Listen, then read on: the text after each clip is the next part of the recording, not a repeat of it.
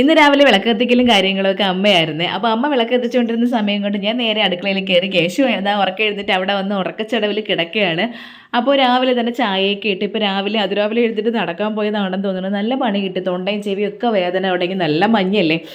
അങ്ങനെ രാവിലെ ഇനി കാപ്പിക്ക് ഉരുളക്കിഴങ്ങ് കറിയും ദോശയും ഉണ്ടാക്കണേ. രാവിലെ തന്നെ മീനും കിട്ടി. അയല മീനാണ് കിട്ടിയത്. കിട്ടിയപാടെ അമ്മ അത് അവിടെ കട്ട് ചെയ്തുകൊണ്ടിരിക്കുകയാണ്. മാവ് ദോശ മാവ് നല്ല പുളിച്ച് പൊങ്ങി വന്നിട്ടുണ്ട്. ഇനി അതിനെ എടുത്തിട്ട് ദോശ ഉണ്ടാക്കണം. ഞാനാണെന്നുണ്ടെങ്കിലും തലേദിവസം അരി ആട്ടി വെച്ചാൽ കൈ കൊണ്ട് നന്നായിട്ട് മിക്സ് ചെയ്തിട്ടേ വെക്കാറുള്ളൂ. അമ്മയാണെങ്കിൽ അങ്ങനെ മിക്സ് ചെയ്യാറില്ല. അമ്മ അതേപോലെ വെച്ചിരിക്കും. എന്നാലും മാവ് പൊങ്ങി വരും കേട്ടോ. അപ്പോൾ ഈ മാവ് നല്ല പൊങ്ങി വന്നിട്ടുണ്ടായിരുന്നു. ഇനി അതിനെ നന്നായിട്ട് അടിച്ച് പതപ്പിച്ച് ആവശ്യത്തിന് വെള്ളവും ഉപ്പും ഒക്കെ ചേർത്തിട്ട് നല്ല ദോശ ഇടണം. അപ്പോൾ മീൻ കറി വയ്ക്കാനും പൊരിക്കാനുമായിട്ട് സെപ്പറേറ്റ് ആയിട്ട് കട്ട് ചെയ്ത് വെച്ചിട്ടുണ്ട്. ഈ ദോശക്കെല്ലാം അമ്മയ്ക്ക് വാങ്ങിക്കൊടുത്തോന്ന് ചോദിച്ചില്ലേ? ഇതുവരെ വാങ്ങിക്കൊടുത്തില്ല കേട്ടോ. ഞാൻ ആളുടെ അടുത്ത് പറഞ്ഞിട്ടുണ്ട്. പുള്ളിക്കാർ ഇതുവരെ കൊണ്ടുവന്നില്ല. ഞാൻ പറഞ്ഞില്ല ഇത് ഇൻസ്റ്റാൾമെൻ്റ് ആയിട്ടാണ് ഇൻസ്റ്റാൾമെൻ്റ് ആയിട്ട് വാങ്ങിച്ചതാണെന്ന്.